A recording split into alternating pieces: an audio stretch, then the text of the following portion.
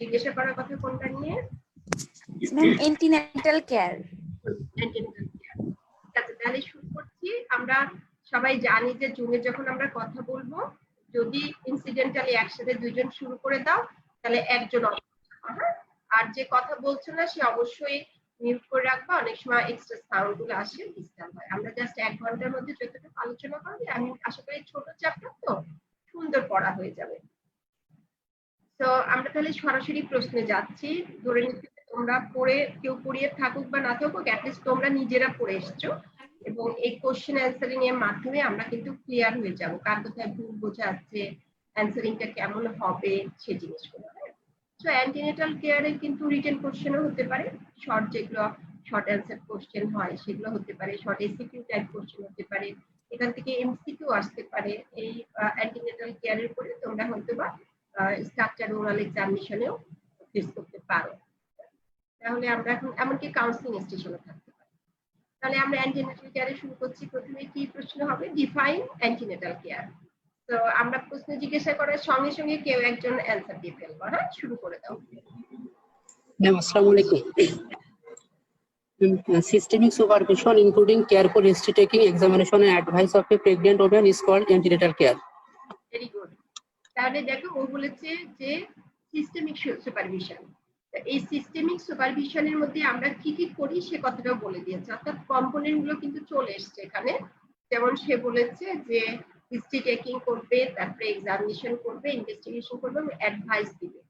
এই অ্যাডভাইস পর্যন্ত যদি আমরা না আসি তাহলে কিন্তু আমার অ্যান্টিনেটাল কেয়ার কমপ্লিট হলো না। অ্যাকচুয়ালি অ্যান্টিনেটাল কেয়ারে একটা বড় পার্ট কিন্তু অ্যাডভাইস। হ্যাঁ, মানে মানুষটা আমার কাছে এসেছি কেন? চিকিৎসা নিতে। আমি যে চিকিৎসাটা দিব তার আগে যে তাকে আমার ইভ্যালুয়েট করতে হয়।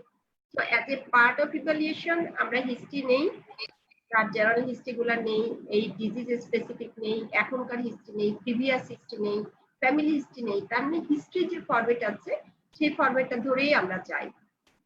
তারপরে আমরা তার ক্লিনিক্যাল এক্সামিনেশন করি, তার মানে দাঁড়াচ্ছে general examination and obstetrical examination. Then will go for logical investigation. একদম অনেক ইনভেস্টিগেশন পরীক্ষায় আমরা পেশেন্টকে পরীক্ষা করতে দেই না। কেন দেই না? যে প্রয়োজন নাই, কস্ট ইফেক্টিভ না। তাহলে আমি কেন দিব? তো সবসময় ইনভেস্টিগেশনটার সাথে আমরা বলি লজিক্যাল ইনভেস্টিগেশন। এই লজিক্যাল শব্দটার মধ্যে ইনক্লুড করা আছে যে আমার history and examination will direct me what are those investigations we want to know from the patient. তাহলে ইনভেস্টিগেশন সবসময় লজিক্যাল। এই সবের বেসিসে আমি যা পেলাম দ্যাট ইজ মাই ডায়াগনোসিস, এবং সেই অনুসারে কিন্তু আমি তাকে অ্যাডভাইস দিব বা ট্রিটমেন্ট দিব। তাহলে প্রেগন্যান্সি অ্যান্টিনেটাল পিরিয়ডে তার কমন কতগুলো ইনভেস্টিগেশন আছে যেগুলো রুটিনলি করতে হবে, আর কমন কতগুলো অ্যাডভাইস এন্ড ট্রিটমেন্ট আছে যেগুলো সে ট্রাইমাস্টার অনুসারে পাবে। আমি ফার্স্ট ট্রাইমাস্টারে যে ট্রিটমেন্ট দিচ্ছি, সেকেন্ড এন্ড থার্ড ট্রাইমাস্টারে সেই ট্রিটমেন্ট দিচ্ছি না। তাহলে এটা চোখ বন্ধ করে ইন জেনারেল সব অ্যান্টিনেটাল পেশেন্ট পাবে। কিন্তু আমার যদি ইভ্যালুয়েশনের সময় আমি দেখি যে পেশেন্টের আদার কোনো কোমরবিডিটি যাচ্ছে, তাহলে আমাকে স্পেশাল কিছু ইনভেস্টিগেশন, স্পেশাল কিছু ট্রিটমেন্ট অ্যাড করতে হবে। এখন ডেফিনিশনের জায়গাটায় তাহলে কেউ যদি কম্পোনেন্ট গুলো অ্যাড করে না বলো তাতেও কোনো অসুবিধা নাই, কেউ যদি কম্পোনেন্ট অ্যাড করে বলো সেটাও ভালো। যদি তোমার রিটেন কোশ্চেন হয় এবং তোমার মার্ক কতটুকু আছে সেই অনুসারে তুমি কম্পোনেন্ট গুলো বলতে পারো, আর সেখানে কিন্তু আলাদাভাবে কম্পোনেন্টও চাইতে পারে। তাহলে কম্পোনেন্ট তোমরা বুঝেছো, ডিফাইন অ্যান্টিনেটাল কেয়ার সেটাও তোমরা বুঝেছো। Then second question is what are the aims and objectives of antenatal care? কেউ একজন বলো।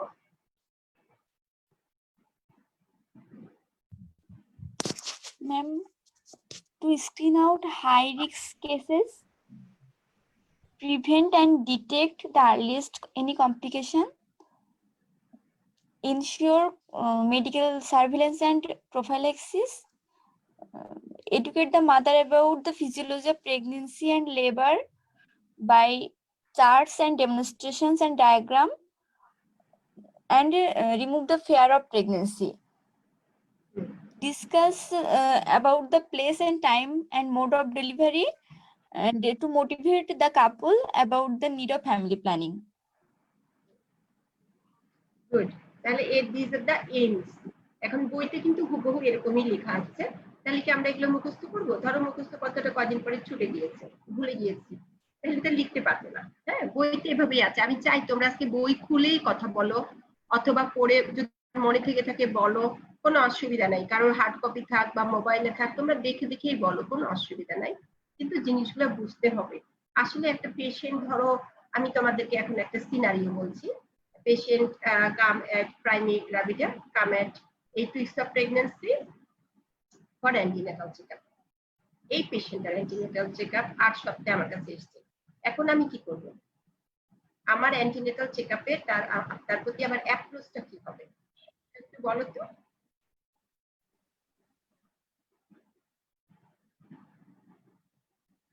আমরা কি বই পড়ার থেকে একটু ছুটে গেলাম, তাই না? কিন্তু আমাকে বই পড়াটাকে, থিওরিটাকে আমাকে প্র্যাকটিক্যালি অ্যাপ্লাই করতে হবে। তো সেই জন্য আমাকে জানতে হবে। প্রশ্নগুলো কিন্তু অনেক সময় এরকমও, একটু তুমি যদি বেশি ভালো পারো, টিচাররা অনেক সময় জিজ্ঞাসা করতে পারে, এমনকি রিটেন এরকম আসতেই পারে, তাই না? যে কথাটা তুমি বলেছো সেগুলাই এখন 8 weeks প্রেগন্যান্সির বেলায় তুমি কি অ্যাপ্রোচটা হবে, তোমার কি করবে তুমি অ্যান্টিনেটাল কেয়ারে, বলো। ম্যাম আমরা প্রথমে আসলে তো ম্যাম 8 উইকস ম্যাম আমরা হিস্ট্রি নিব ম্যাম, তার ম্যাম পেশেন্টের ম্যাম দেন হিস্ট্রি নেওয়ার পর ম্যাম কিছু ক্লিনিক্যাল এক্সামিনেশন করতে পারি আমরা, দেন ইনভেস্টিগেশন করতে পারি এবং অ্যান্টিনেটাল কিছু অ্যাডভাইস দিতে পারি ম্যাম। এখন দেখো, তোমার 8 weeks দাঁড়িয়ে ফরম্যাট একই, যে কথাটা আমরা অ্যান্টিনেটাল কেয়ারের ডেফিনিশনে পড়েছি। 8 weeks এর অ্যান্টিনেটাল কেয়ার, 20 weeks এর, 38 weeks একই কথা বলবো। তার মানে তাকে হিস্ট্রি নিয়ে ইভ্যালুয়েশন করার জন্য তাকে তার এক্সামিনেশন করবো, দেন তার ইনভেস্টিগেশন করবো, দেন তার ট্রিটমেন্ট এন্ড অ্যাডভাইস দিব। এটা ফরম্যাট একই। তার এই জায়গাটা আমার মুখস্থ করার কিছু নাই।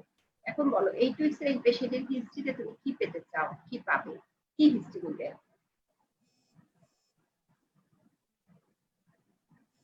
ম্যাম এট ফার্স্ট তো তার প্রেগনেন্সি ম্যাম আসলে ম্যাম ইয়া করবো ম্যাম, হিস্ট্রি নেওয়ার সময় পার্টিকুলারিটিস অফ দ্য পেশেন্ট জানতে হবে ম্যাম, দেন তার হিস্ট্রি অফ প্রেজেন্ট ইলনেস, সে কি কি কমপ্লেন নিয়ে আসছে ম্যাম এগুলো আমি জানতে চাইবো। তার অ্যামেনোরিয়াটা কত দিনের এটা জানতে চাইবো, দেন তার হিস্ট্রি অফ পাস্ট ইলনেস জানতে চাইবো ম্যাম, ফ্যামিলি হিস্ট্রি আছে কিনা ম্যাম এটা জানতে চাইবো, দেন অবস্টেট্রিক হিস্ট্রি এবং মেনস্ট্রুয়াল হিস্ট্রি জানতে চাইবো ম্যাম। তাহলে হিস্ট্রি অফ অ্যামনেরিয়া কত দিনের? এখান থেকে যদি হিস্ট্রি অফ অ্যামনেরিয়ার কথা আমরা জিজ্ঞাসা করি 8 weeks প্রেগন্যান্ট একটা পেশেন্টকে, আমরা মিনিস্ট্রিয়াল হিস্ট্রি সম্পর্কে আর কি জানতে চাই, অন্য যে কেউ বলে। ম্যাম মেনার কি মেনস্ট্রুয়াল সাইকেল কত দিনের, তারপর মেনস্ট্রুয়াল পিরিয়ড, তারপর হচ্ছে first day of last menstrual period, menstruation আর এক্সপেক্টেড ডেট অফ ডেলিভারি বের করবো এখান থেকে ম্যাম। আর তার কোনো কন্ট্রাসেপটিভ হিস্ট্রি আছে কিনা এটা জানতে চাইবো। Very good. আচ্ছা, এখন মেনার কি গেল, মিনিস্ট্রিয়াল সাইকেলটা কেন ইম্পর্টেন্ট, এর হিস্ট্রিটা কতটুকু ইম্পর্টেন্ট মেনস্ট্রুয়াল প্রেগন্যান্ট সাইকেল? পেশেন্টের জন্য? হ্যাঁ, একটা পেশেন্ট প্রেগন্যান্ট হয়েই এসছে, এখন তার মিনিস্ট্রিয়াল সাইকেলটা জানা কতটুকু ইম্পর্টেন্ট? ম্যাম মেনস্ট্রুয়াল সাইকেল যদি তার রেগুলার কিনা তার উপর ডিপেন্ড করে ম্যাম আমরা হচ্ছে কতদিনের প্রেগনেন্সি সেটা বুঝতে পারি। আবার হচ্ছে ম্যাম তার সেই লাস্ট মেনস্ট্রুয়েশনের পরে সে কোনো ড্রাগ হিস্ট্রি আছে কিনা বা অন্য কোনো আমরা তো মিনিস্ট্রিয়াল সাইকেলের কথা বলছি, আমরা খুব ড্রাগের মধ্যে যাইনি, তাই না? প্রশ্নটা বুঝতে হবে আমরা কি চেয়েছি। আমরা জানতে চেয়েছি যে একটা 8 weeks প্রেগন্যান্ট পেশেন্টের, তুমি বলছো মিনিস্ট্রিয়াল হিস্ট্রি নিবে, এখানে মিনিস্ট্রিয়াল সাইকেলের ইম্পর্টেন্স কতটুকু? সে তো এখন প্রেগন্যান্ট হয়ে এসেছে। হ্যাঁ ম্যাম, যেহেতু মেনস্ট্রুয়াল সাইকেলের সাথে ম্যাডাম আমাদের কিছু ডিজিজ রিলেটেড আছে, যে মেনস্ট্রুয়াল সাইকেলের প্যাটার্নের উপর নির্ভর করে ম্যাডাম মেনোরেজিয়া, পলিমেনোরেজিয়া এগুলো আমরা জানতে পারি। আর সেই সাথে ম্যাডাম তার বডি স্ট্রাকচার, যদি এক্সেসিভ ব্লিডিং হয়ে থাকে তাহলে সে অবভিয়াসলি ম্যাডাম এলিমিয়াতে ভুগতে পারে। অর্থাৎ কিছু ডিজিজ ফাইন্ড আউট করার জন্য ম্যাডাম আমরা এই মেনস্ট্রুয়াল সাইকেল সম্পর্কে ম্যাডাম জানতে পারি আর কি। অন্যরা কি একমত এই অ্যানসারের সাথে? মিনিস্ট্রিয়াল সাইকেলের মাধ্যমে আমরা তার অনেকগুলো ডিজিজ প্যাটার্ন জানতে পারি। এই কথার সাথে কি একমত? এর থেকে কি আর কিছু ইম্পর্টেন্ট আছে ডিউরিং প্রেগন্যান্সি মিনিস্ট্রিয়াল সাইকেল সম্পর্কে জানার? কি আর কোনো বিশেষ ইম্পর্টেন্স আছে? যদি না হয় আমি এখানে বলি। হ্যাঁ, তাহলে তোমাকে যদি কেউ এই ধরনের কোশ্চেন জিজ্ঞাসা করে, যেহেতু প্রেগনেন্ট হয়ে গিয়েছে, তোমার আবার সাইকেল নিয়ে কি কোনো মাথা ব্যথা আছে, বলতে হবে অবশ্যই সাইকেল জানাটা খুবই ইম্পর্টেন্ট। কেন ইম্পর্টেন্ট? বিকজ যাদের সাইকেলটা মান্থলি রেগুলার সাইকেল হচ্ছে, আমরা ধরে নিব যে তার এলএমপিটা ঠিক আছে। এই কথাটার মানে বুঝতে পেরেছো? তার মানে দাঁড়াচ্ছে যে সাইকেলটা হয়তো বা 28 প্লাস মাইনাস 2 ডেজ ইন্টারভাল হতে পারে, 26 দিন পরে পরে হতে পারে, 32 দিন পরে পরে হতে পারে, তাই না? নর্মাল সাইকেলের রেঞ্জ কত? 22 to 35 ডেজ। ঠিক আছে, এর মধ্যে যার যা সবসময় হয় তার জন্য সেটাই নর্মাল, যার সবসময় 30 দিন পরে পরে ওটাই নর্মাল, যার সবসময় 34 দিন 35 দিন পরে পরে ওর জন্য ওটাই নর্মাল, ওটাই রেগুলার সাইকেল। ইন্টারভালটা একই থাকলে আমরা রেগুলার দিব, 26 দিন পরে পরে ওটাই রেগুলার। কিন্তু আমরা এখান থেকে একটা তার এলএমপি সম্পর্কে একটা ধারণা নিব, সে কতদিনের কনসেপশন সে সম্পর্কে একটা ধারণা নিব। এখন ধরো যে কারো সাইকেলটা 30 দিন পরেও হয়, 35 দিন পরেও হয়, 22 দিন পরেও হয়, তাহলে তার সাইকেল তো রেগুলার না, because interval is not regular. যার ক্ষেত্রে ইন্টারভালটা পিরিয়ডিক্যালি হবে, মানে রেগুলার ইন্টারভাল হবে, তার ক্ষেত্রে আমরা ধরে নেই যে তারটা হচ্ছে ওভুলেটরি সাইকেল। সাইকেল কিন্তু অ্যানোভুলেটরিও হতে পারে। এখন ওভুলেটরি সাইকেলের ইম্পর্টেন্সটা কি? ইম্পর্টেন্সটা হচ্ছে যে সাইকেলটাকে আমরা ওভুলেটরি মনে করব, তার মানে যে তার এলএমপির যে ডেটটা ছিল তার থেকে 14 প্লাস মাইনাস 4 ডেজ আগে তার ওভুলেশন হয়েছে। অর্থাৎ ধরো যার সাইকেলটা 30 ডেজ পরে পরে, এক মাস পরে পরে যার মান্থলি রেগুলার সাইকেল, তার যদি মনে করো এলএমপি হয় কোনো মাসের 1 তারিখ, সে 1 সেপ্টেম্বর তার এলএমপি, এখন তার মিসিং পিরিয়ড 1 অক্টোবরে তার পিরিয়ড শুরু হয়নি, কিন্তু সে বলছে তার সবসময় রেগুলার সাইকেল হয়, কিন্তু এইবার তার মিসিং পিরিয়ড। তাহলে আমরা ধারণা করতে পারি যে সে এবারে কনসিভ করেছে। কখন কনসিভ করেছে? এই যে ওভুলেশনটা তার কখন হয়েছে সেই পিরিয়ডের মধ্যেই তো সে কনসিভ করবে। ওভুলেশনের পিরিয়ডটা একদম ফিক্স না, 14 প্লাস মাইনাস 4 ডেজে গিয়ে ওভুলেশন হয়, তাই না? তার সাথে যদি তার কয়টাল অ্যাক্টিভিটি হয়, সিমেনের স্পান দিয়ে আরো 24 আওয়ার্স বেঁচে থাকে। আমরা ধরে নিব যে এরকম সাইক্লিক্যাল ব্লিডিং এর কথা বলবে, তার ক্ষেত্রে এলএমপি যে সে 1 তারিখ বলেছে, 1 তারিখ ঠিক আছে, কিন্তু মনে করো কারো যদি ধরো 35 দিন পরে পরে সাইকেল হয়ে থাকে, সেটাও রেগুলার সাইকেল, সেই ক্ষেত্রে এলএমপিটা যদি হয় 1 তারিখ, তার মানে তার হলো পরের মাসের সাইকেলটা হবে গিয়ে 6 তারিখে, তাই তো? 6 তারিখে হবে। সেই ক্ষেত্রে কিন্তু আমি এই এলএমপি থেকে তার জেস্টেশনাল এজ হিসাব করব। এখন মনে করো এটা হয়তো অক্টোবর মাসে দাঁড়িয়ে কথাটা বলছে, তাই বেশি বলা যাচ্ছে না। আচ্ছা আমি 1 আগস্ট বলি, তার সাইকেল হয় 35 দিন পরে পরে, তার এলএমপি হচ্ছে 1 আগস্ট। তাহলে এখন আজকে কত তারিখ? আজকে হচ্ছে অক্টোবরের 2 তারিখ, 2 অক্টোবর।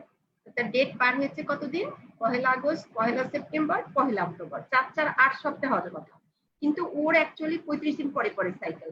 তাহলে আমি ধরে নিব যে তার প্রেগন্যান্সি আসলে 8 উইকস এর নয়, প্রেগন্যান্সিটা হচ্ছে 7 উইকস প্রেগন্যান্সি। বোঝা গিয়েছে? তাহলে আমি যদি এখন তার একটা আল্ট্রাসাউন্ড করে পাই যে তাকে বলছে 7 উইকস প্রেগন্যান্সি, আমি ধরে নিব যে তার এই কাউন্টিংটা ঠিক আছে। আচ্ছা, এই পোর্শনটা যদি তোমাদের কঠিন লাগে, এই কথাগুলো ছেড়ে দাও।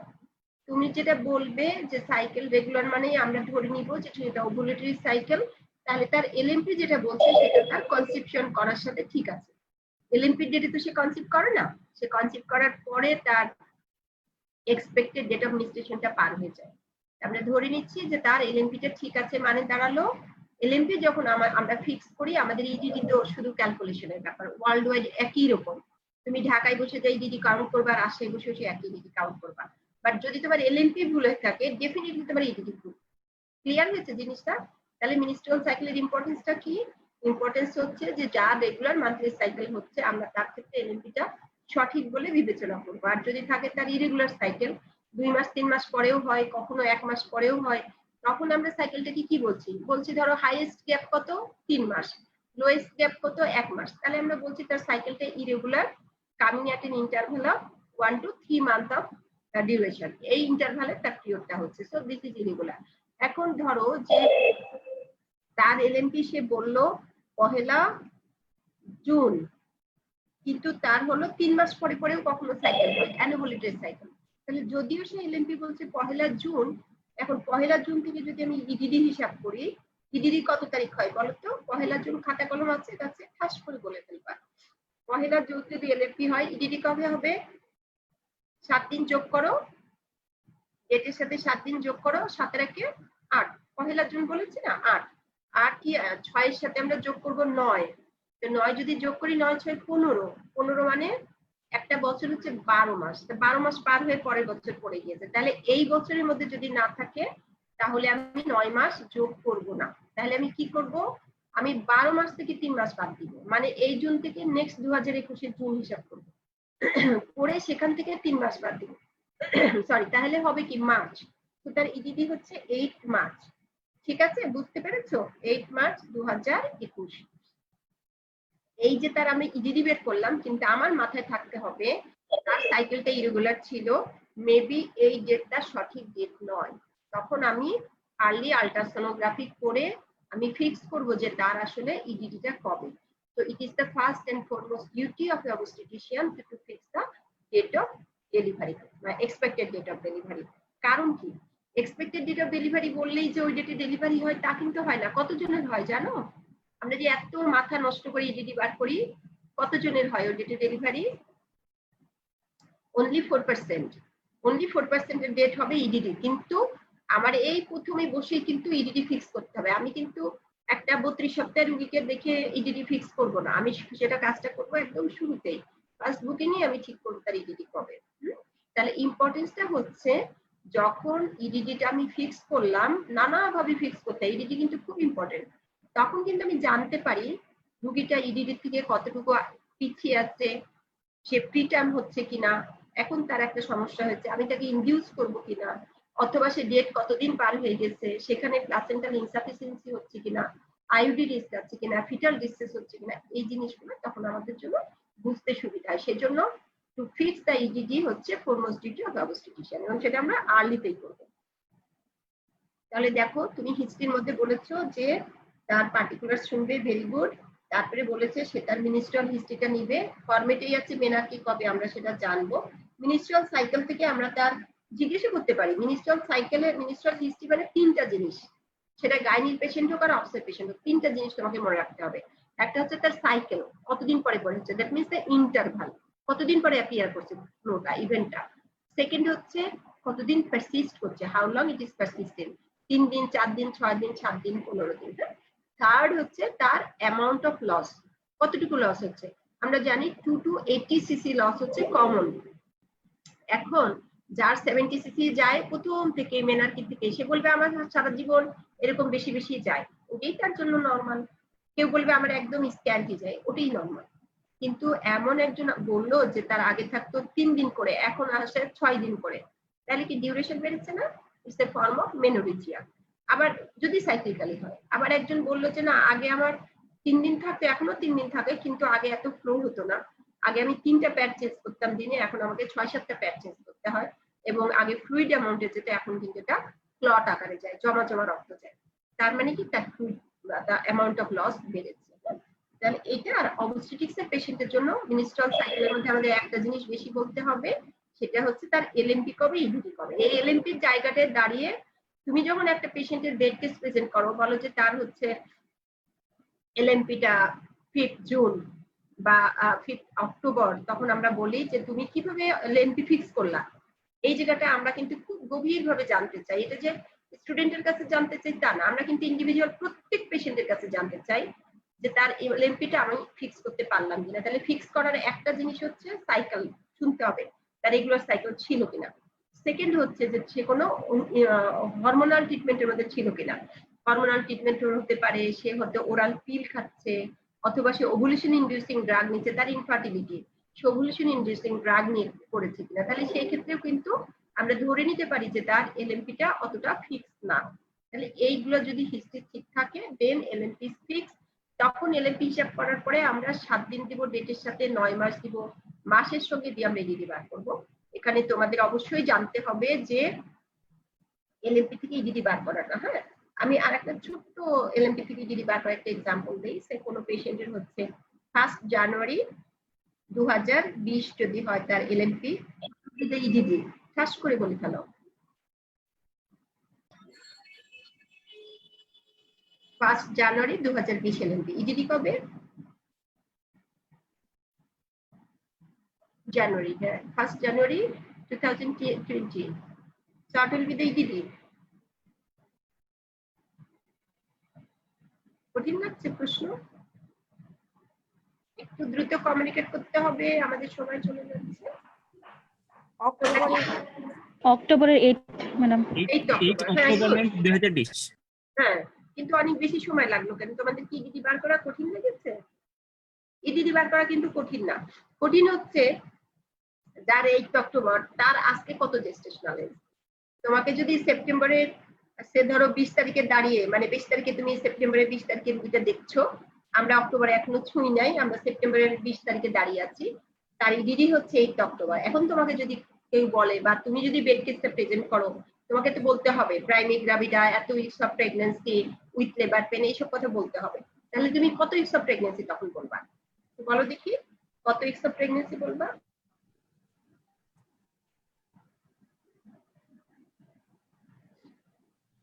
কেউ বলতে পারবে? হিসাবটা করতে থাকো জোরে জোরে, তাহলে আমরা শুনতে পাবো। একজন একটু লিড নাও তো, একটু জোরে জোরে হিসাব করো।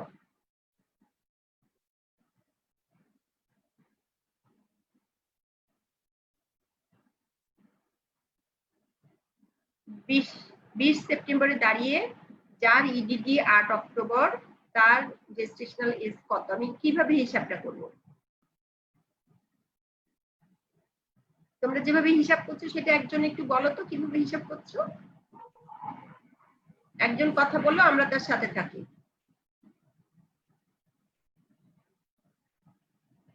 Ma'am 8 month 9 month 13 days 9 month 13 days। আচ্ছা ঠিক আছে, তাহলে আমরা যখন জেস্টেশনাল এজ বলি আমরা কিন্তু উইকসে বলবো, উইকস ডে এসবই বলবো, আমরা কিন্তু মান্থ বলবো না। এখন হিসাবটা কি করে আমি করছি তুমি দেখো। আমি দাঁড়িয়েছি কোথায়? আমি 20 সেপ্টেম্বরে দাঁড়িয়ে রুগীটাকে দেখছি, কেমন? আর তার ইডিডি হলো 8 অক্টোবর। তাহলে এই সেপ্টেম্বর মাসে আমার কয়দিন বাকি আছে? 30 ডেজের সেপ্টেম্বর, এপ্রিল, জুনের, নভেম্বর, আমরা ছোটবেলায় শিখেছি। তাহলে সেপ্টেম্বর 10 দিন 30-এ যাবে, তার মানে 20 তারিখে দাঁড়িয়ে মানে সেপ্টেম্বর মাসে তুমি 10 দিন হাতে আছে। অক্টোবর মাসের 8 তারিখে তার ডেট, তাহলে 10 আর 8 18 দিন তার বাকি আছে ইডিডি থেকে। Clear? 18 days left from EDD. তাহলে আমাকে আগে জানতে হবে ইডিডি মানে কত উইকস অফ জেস্টেশন। আমি যদি সেটা না জানি তো হিসাব করতে পারবো না। তো এখন সেটা বলো, ইডিডি মানে কত উইকস অফ জেস্টেশন? দ্রুত, এইসব কথা এত দেরিতে বললে তো হবে না। 40 weeks of gestation. Good, very good, 40 weeks. তাহলে তুমি 40 উইকস থেকে কত সপ্তাহ বাদ আছো? আমি যদি 3 সপ্তাহ বাদ ধরে নিই, তার মানে দাঁড়ায় আমার 37 উইকস প্রেগন্যান্সি, তাই না? কিন্তু আমি তো 3 সপ্তাহ বাদ হয়নি, আমার বাদ হচ্ছে 18 দিন। 3 সপ্তাহ মানে কি 21 দিন বাদ হতো, ঠিক? তাহলে আমার বাদ হয়েছে 18 দিন, তার মানে আমি আরো 3 দিন পাই। তাহলে it is not yet 37 weeks pregnancy. আমি এটা ছাড়িয়ে এসেছি, 37 পার হয়ে গিয়েছে, 21 দিন বাদ থাকলে হতো 37 উইকস। আমি সেটা পার হয়ে চলে এসেছি, মাত্র 18 দিন বাদ আছে, 21 দিন বাদ নাই। তাহলে আমাকে কি যোগ করে নিতে হবে না? মানে এটা দাঁড়ালো 37 উইকস 3 ডেজ প্রেগন্যান্সি। আমি কি ঠিক বলেছি না ভুল বলেছি বলো? আচ্ছা, আরেকটু 3 দিন পিছিয়ে তাহলে কথা বলি। রুগীটা আমি যদি 17 তারিখে দেখি, 17 সেপ্টেম্বর দেখি, তাহলে আমার বাদ আছে কত? এইদিকে বাদ আছে 13 দিন, ওদিকে বাদ আছে 8 দিন, 21 দিন বাদ আছে। 17 তারিখে এই রুগীটা হতো 37 উইকস প্রেগন্যান্সি, তাহলে 20 তারিখে সেই রুগীটা হচ্ছে 37 weeks plus 3 days pregnancy. Clear হচ্ছে? আজকে বাসায় কিন্তু এটা এক্সারসাইজ করবা। তোমাদের পরীক্ষার সময়, আন্ডার গ্রাজুয়েট পরীক্ষার সময় এলএমপি ইডিডির কোনো ভুল আমরা মানতে চাই না। এটা খুবই স্পেসিফিক তোমাদেরকে বলতে পারতে হবে, হ্যাঁ? এটা সারা জীবনের জন্য প্রয়োজন। ওকে, ঠিক আছে, আমরা এই জায়গাটা ছেড়ে দিচ্ছি। আমরা কোথায় ছিলাম হিস্ট্রিতে, সেখান থেকে একটু দূরে চলে এসেছি, কিন্তু এই আশাটা আমাদের খুব ইম্পর্টেন্ট। চলো, তারপরে কি হিস্ট্রি নিবে সে? তাহলে দেখো সে যে আসলে 8 উইকস প্রেগন্যান্সি নাকি না, সেই জায়গাটা আমাকে ফিক্স করতে হচ্ছে। তাহলে আমার এই হিস্ট্রির মধ্যে শুধু মিনিস্ট্রাল সাইকেল থাকলে হবে না, সেখানে জানতে হবে সে কোনো হরমোনাল কন্ট্রাসেপটিভ খায় কিনা। যেমন যে কম্বাইন্ড ওরাল কন্ট্রাসেপটিভ পিল খায়, আমরা জানি যে পিল উইথড্র করার পরের মাসেই তার ওভুলেশন হতে পারে, আবার এমন হতে পারে যে না অনেক পরে হলো, এমনকি 18 মাস পর্যন্ত ডিলে হতে পারে। তাহলে এইগুলো তোমার রিলেটেড কোশ্চেন সাথে সাথে চলে আসবে, এগুলো তোমাদেরকে ক্লিয়ার কনসেপ্টে থাকতে হবে। সেই জন্য হিস্ট্রিটা ইম্পর্টেন্ট। গেল বাদ। তাহলে 8 উইকস অফ প্রেগন্যান্সি আমি ধরে নিলাম, ঠিকই আছে। আর কি জানবো? ও বলেছে আমরা হিস্ট্রি অফ প্রেজেন্ট ইলনেস শুনবো। তাহলে এই যে তুমি হিস্ট্রি অফ প্রেজেন্ট ইলনেস শুনবে বলে ছেড়ে চলে যেও না, একটু একটু কথা বলতে হবে। তুমি বলবে যে হিস্ট্রি অফ প্রেজেন্ট ইলনেস এর মধ্যে 8 উইকস অফ প্রেগন্যান্সিতে সাধারণত প্রেগন্যান্ট পেশেন্ট কমপ্লেইন্স অফ তার মর্নিং সিকনেসটা কমপ্লেইন করে, তাই না? তাহলে মর্নিং সিকনেস কি জিনিস কেউ যদি তোমায় জিজ্ঞাসা করে বলবে, না জিজ্ঞাসা করে বলার দরকার নেই। তাহলে তার মর্নিং সিকনেস থাকবে, কিন্তু অ্যাসোসিয়েটেড তার আর কোনো সমস্যা আছে কিনা, যেমন কি হতে পারে, তার ইউরিনারি ট্র্যাক্ট ইনফেকশন হতে পারে, তার শুধু মর্নিং সিকনেস না, দেয়ার ইজ হাইপারিমেসিস গ্রাভিডারাম হতে পারে। তাহলে হাইপারিমেসিস গ্রাভিডারামের ডেফিনিশন জানতে হবে, হাইপারিমেসিসকে কিভাবে আমরা ডিফাইন করছি এই রোগীর আছে কিনা, এবং যদি হাইপারিমেসিস থেকে থাকে তাহলে নিশ্চয়ই আমাদের ইনভেস্টিগেশন ট্রিটমেন্ট আলাদা হয়ে যাবে, তো আমার জানা দরকার। আচ্ছা, আবার দেখো 8 উইকস অফ প্রেগন্যান্সি পেশেন্টের কি আর কমপ্লেইন থাকতে পারে? পেশেন্ট বলছে যে তার পেটে ব্যথা করছে, একটু একটু ব্লিডিং যাচ্ছে, অথবা হালকা পাতলা পেটে ব্যথা, অল্প একটু স্ক্যাটি ব্লিডিং হয়েছে। যেমনি এটা বললো তখন ডায়াগনোসিস কি হয়ে গেল? অ্যাবর্শন। অ্যাবর্শন। তখন আমরা থ্রেটেন অ্যাবর্শন মনে করব। আর যদি বলে অনেক ব্যথা, অনেক ব্লিডিং, মেবি ইনএভিটেবল। আর যদি বলে ব্যথা হয়ে দলা পড়ে গিয়েছে, এখনো ব্যথা ভালো হয়নি, ইনকমপ্লিট অ্যাবর্শন, সবই পড়ে গিয়েছে, অনেকখানি দলা পড়ে গিয়েছে, তারপরে ব্যথাও কমে গিয়েছে, ব্লিডিংও কমে গিয়েছে, মেবি কমপ্লিট অ্যাবর্শন। বলতে পারে যে তার ব্লিডিং এর সাথে কিন্তু ছোট ছোট আঙুরের দলার মতো যাচ্ছে, মেবি যে এটা তার মোলার প্রেগন্যান্সি। এমন হতে পারে যে তার পেটের সেন্টারে ব্যথা না, কোনো একটা ইলিয়াক ফোসার দিকে প্রচুর ব্যথা সহ্য করা যাচ্ছে না, আর অল্প অল্প ব্লিডিং হচ্ছে, আর আমার মনে হচ্ছে আমি অজ্ঞান হয়ে যাচ্ছি। আর তুমি দেখলা এক্সামিনেশন করতে গিয়ে তার টেকিকার্ডিয়া, পেশেন্ট পেল, ঘামছে, কি হলো তাহলে? এটা একটপিক প্রেগন্যান্সি। Ectopic pregnancy. তো হিস্ট্রিটা ইম্পর্টেন্ট। তাহলে এই যে আমরা একটা অ্যান্টিনেটাল কেয়ারে যে পেশেন্ট আসলো, তার হিস্ট্রি থেকে আমরা কি আইডেন্টিফাই করলাম, কি উদ্দেশ্যে আমরা দেখলাম? আমরা দেখলাম একটা কি ঠিক করলাম, আমরা দেখলাম যে তার প্রেগন্যান্সি কত দিনের, তার ডেট কবে হবে সেগুলো আমরা কনফার্ম করছি, তার এট প্রেজেন্ট কোনো কমপ্লিকেশন আছে কিনা সেটা আমরা জানছি। রোগীটা বলছে না তার ফ্রিকোয়েন্সি মিকচুরেশন আছে কিন্তু কোনো জ্বালাপোড়া নাই, তাহলে এটা একটা নর্মাল সিমটম অফ প্রেগন্যান্সি হতে পারে। কিন্তু সে যদি বলে যে না তার সাথে আবার আর্জেন্সি আছে, সে যদি বলে আমার একটু বার্নিং আছে, হতে পারে যে তার ইউটিআর একটা বড় কমপ্লিকেশন হওয়ার আগেই শুরুতেই আমি ইউটিউবটা ধরে ফেললাম, তাই না? তাহলে যে কোনো মনে করো তার একটু স্ক্যান্টি ব্লিডিং, থ্রেটেন অ্যাবর্শন, তাহলে সেটার এন্ডিং কি হতে পারে? ইনএভিটেবল হতে পারে, তাই না? হতে পারে আমি এই যে কমপ্লিকেশনটা শুরুতেই ধরে ফেললাম। এরকম যে কোনো কমপ্লিকেশনের আর্লি আমরা আইডেন্টিফাই করতে পারি, যাতে আমরা কমপ্লিকেশনটা প্রিভেন্ট করতে পারি, অথবা কমপ্লিকেশনের আমি হয়তো প্রিভেন্ট করতে পারবো না কিন্তু তার কনসিকুয়েন্সের মাত্রাটা আমরা কমাতে পারি, হ্যাজার্ডের মাত্রাটা কমাতে পারি। এই সবই অ্যান্টিনেটাল কেয়ারের জন্য ইম্পর্টেন্ট। তারপরে হিস্ট্রি অফ পাস্ট ইলনেসের কথাও বলেছে। এখন প্রাইমারি গ্র্যাভিডের ক্ষেত্রে অবশ্যই কোনো পাস্ট হিস্ট্রি নাই, সেটা হবে মাল্টির জন্য। যদি মাল্টি পেশেন্ট হয়ে থাকে, এই প্রিভিয়াস হিস্ট্রি খুবই ইম্পর্টেন্ট। মনে করো ওনার দুইটা বাচ্চা ব্লাইটেড ওভাম হয়েছে, একটা বাচ্চা প্রথমে উনি এমআর করেছিল কারণ উনি বাচ্চা নিতে চায় না, এরপরে তার দুইটা বাচ্চা ব্লাইটেড ওভাম হয়েছে, সেই জন্য এবারে প্রেগনেন্সি নিয়ে এসে ভীষণ ওরিড, এবার যেন কোনো ঝামেলা না হয়, হয় না? এরকম রোগীটা আসতেই পারে। এই যে একটা রিকারেন্ট প্রেগনেন্সি লসের হিস্ট্রি তুমি যখনই পেলা, তখনই তোমার বুঝতে হবে যে এই মানুষটার সাথে আমাকে অনেক বেশি সময় দিতে হবে, অনেক সিম্প্যাথেটিক্যালি কথা বলতে হবে, এবং আমাকে ইভ্যালুয়েট করতে হবে যে তার গতবার প্রেগনেন্সিতে যা যা কমপ্লিকেশন হয়েছিল এবারে সেটা হওয়ার সুযোগ হচ্ছে। এমন হতে পারে না তার ওইসব কিছু ছিল না, গতবারের ডেলিভারিটা তার ভালোই হয়েছে, কিন্তু সেটা ডেলিভারি হয়েছে গিয়ে 35 উইকসে। হ্যাঁ, সবাই খুব চিন্তা করেছিল, কিন্তু ডেলিভারি হয়ে বাচ্চাটা আলহামদুলিল্লাহ ভালো আছে। এই ভালো তোমায় ভালো দিবে না, তোমাকে বললো আগের বাচ্চা কেমন আছে, আগের ডেলিভারি কিভাবে হচ্ছে, আগে ডেলিভারি ভ্যাজিনাল ডেলিভারি হয়েছে বা সিজার হয়েছে, সেই বাচ্চা ভালো আছে? হ্যাঁ ভালো আছে। বাচ্চার বয়স কত? 5 বছর। তুমি শুনে শেষ করে দিও না, তোমাকে জিজ্ঞাসা করতে হবে বাচ্চাটা কত মাসে ডেলিভারি হয়েছিল, ডেটে হয়েছিল নাকি ডেটের কতদিন আগে হয়েছে। এই যে সে বললো 35 উইকস, এটা কি টার্ম ডেলিভারি? এটা কি ডেলিভারি? এটা প্রিটার্ম, তাই না? তাহলে ওর যদি আগের প্রেগনেন্সি প্রিটার্ম ডেলিভারি হয়ে থাকে, there is a risk of preterm delivery. তখন আমাকে উঠিয়ে পড়ে কারণ খুঁজতে হয় কেন তার প্রিটার্ম ডেলিভারি হলো। তখন আমি জিজ্ঞাসা করব কি ছিল, জ্বর জারি ছিল, অন্য কোনো অসুবিধা হয়েছিল, তোমার কি প্রেশার বেড়েছিল, সেই সময় কি ডায়াবেটিস ছিল, তোমার কি আগে পানি ভেঙে গেছিল, তারপরে হচ্ছে যে তোমার এমন হতে পারে তার একটা অ্যানোমালি ইউটেরাস আছে, তার হয়তো ইউনিকর্নিয়েট ইউটেরাস আছে, অথবা বাইকর্নিয়েট ইউটেরাস আছে, তার একটা হার্ট ডিজিজ আছে, কত কিছু হতে পারে। এই যে হিস্ট্রি ভালো করে যখন আমি নিতে শুরু করব, তখন দেখো এটা আমাকে কত ডিপে কত দূরে নিয়ে যেতে পারে, এবং এর প্রত্যেকটা জিনিসের কিন্তু এই প্রেগনেন্সিতে ইনফ্লুয়েন্স আছে। তাহলে যার পানি ভেঙে গিয়েছিল, আমি কি প্রেডিক্ট করছি এরকম একটা কমপ্লিকেশন ওর এবার হতে পারে। তো 8 উইকসে দাঁড়িয়ে আমি কিছু করব না, কিন্তু আমি প্ল্যানে রাখবো এই পেশেন্ট যখন সাবসিকুয়েন্ট অ্যান্টিনেটাল কেয়ারে আসবে, যখন প্রেগনেন্সিটা অ্যাডভান্সড হবে, তখন আমাকে খেয়াল করতে হবে তার কোনো অ্যাসিম্পটোমেটিক ব্যাকটেরিয়া আছে কিনা, কোনো ইউটিআই আছে কিনা, তার প্রেশার ডেভেলপ করছে কিনা, তার জিডিএম হচ্ছে কিনা। যেটার জন্য তারা এবারও পানি দিয়ে দিতে পারে।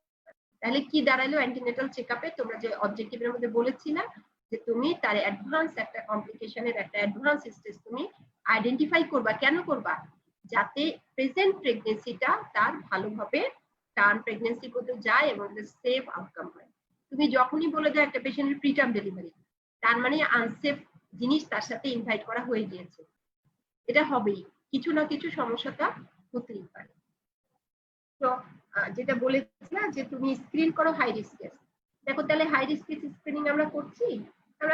আমরা কি শুনলাম যে তার আগের প্রেগনেন্সিতে গর্ভফুলটা নিচে ছিল। পেশেন্ট এসে কি বলে যে আমার ফুল নিচে ছিল, আমার ব্লিডিং এর সমস্যার জন্য ধরে আমাকে সিজার করে দিয়েছে।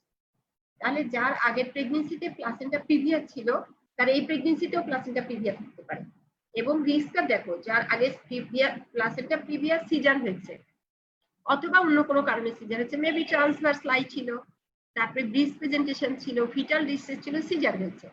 এখন এই প্রেগনেন্সিতে আমাকে তখনই সতর্ক হতে হবে যে এর কোনো প্লাসেন্টা লো ইমপ্লান্টেড প্লাসেন্টা আছে কিনা, এবং যত প্রেগনেন্সি অ্যাডভান্স হবে আমাকে আইডেন্টিফাই করতে হবে যে প্লাসেন্টাটা কি উঠে গিয়েছে নাকি প্লাসেন্টাটা anterior in position, low lying এবং প্লাসেন্টাটা স্কারের সাথে অ্যাডহারেন্ট।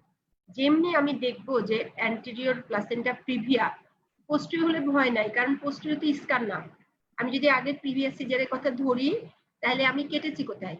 Anterior all of the lower সেগমেন্টে কেটেছি, তাই না? স্কারটা সেখানে। তো পোস্টিরিয়র প্লাসেন্টা প্রিভিয়া হলে ভয় নাই, আগের বার সিজার হয়েছে, প্লাসেন্টা প্রিভিয়া আমি সিজারই করবো, অসুবিধা নাই। কিন্তু বাড়তি অসুবিধা কখন হচ্ছে? যখন previous history of caesarean section with placenta previa and placenta previa either anteriorly placed অথবা central placenta previa covering the anterior বা touching the anterior, তখন কি হবে? তখন আমার মনে থাকতে হবে যে there is a chance of placental adhesion with the scar। তাহলে প্লাসেন্টা অ্যাক্রিটা হতে পারে, অ্যাক্রিটা মানে adherent to the uterine wall।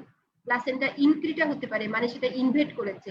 Placenta পাক্রিটা হতে পারে, ও ইনভেট করে বেরিয়ে চলে গিয়েছে। বেরিয়ে সামনে কি আছে? লোয়ার সেগমেন্টের সামনে কি আছে বলতো? কি স্ট্রাকচার আছে ইউটেরাসের লোয়ার সেগমেন্টের সামনে? কি বলবে তাড়াতাড়ি, দ্রুত?